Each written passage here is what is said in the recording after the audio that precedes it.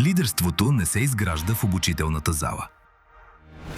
То се формира всеки ден. Когато лидерите ръководят екипи, вземат решения и подкрепят хората в тяхното развитие.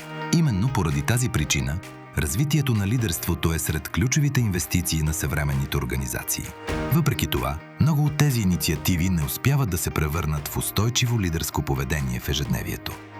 Това, от което организациите се нуждаят, е лидерско развитие, което се случва непрекъснато, директно там, където лидерите работят. Blended Leading прави това възможно, като предоставя персонализирани лидерски насоки директно в Microsoft Teams. Вместо да добавя още един инструмент към работния ден, решението се вписва естествено в средата, в която лидерите вече комуникират и работят. Тъй като лидерската подкрепа е достъпна директно там, където се случва работата, ангажираността остава висока, а развитието се превръща в естествена част от ежедневния работен процес.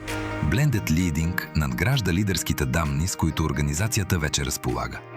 Използвайки модели на компетенции, планове за развитие и данни от обратна връзка. Вместо да започва от нулата, платформата използва вече наличните данни за лидерско развитие и превръща направените инвестиции в 360-градусова обратна връзка, обучения и лидерски програми в реална ежедневна стойност.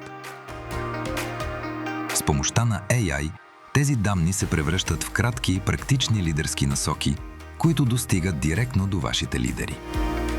Всяка насока създава възможност за размисъл и насърчава малки промени в поведението, които с времето водят до по-силно лидерство.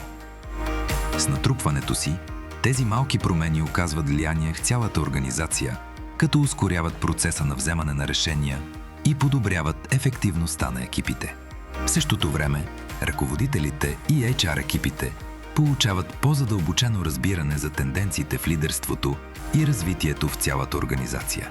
Всичко това се случва при стриктно спазване на организационните стандарти за управление на данните и използване само на ясно определени показатели за лидерско развитие. Трансформацията на лидерството не се случва само чрез програми за развитие. Тя се постига чрез последователни действия, всеки ден, в цялата организация. Разполагате с ясна представа как се развива лидерството във вашата организация, къде възникват рискове и какъв ефект наносят инвестициите ви в лидерско развитие. Blended Leading.